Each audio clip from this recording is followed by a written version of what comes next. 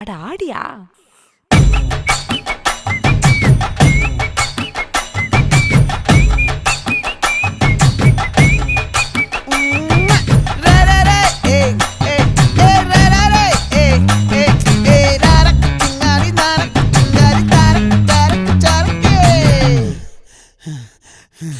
விளைஞ்சிருக்கும் என் வெத்தலை கொடி, அட வளைஞ்சிருக்கும் ஒரு சன்னல் வெடி, தோட்டா ஒரு கண்ணால தொலைஞ்ச ஒரு பொண்ணால வாக்கா இந்த வம்பால வல விரிச்சிட வந்தாளே.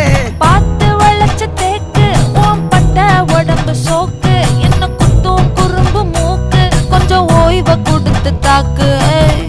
என்னடி சித்திரமே இங்க நீ பத்திரமே சொல்லுடி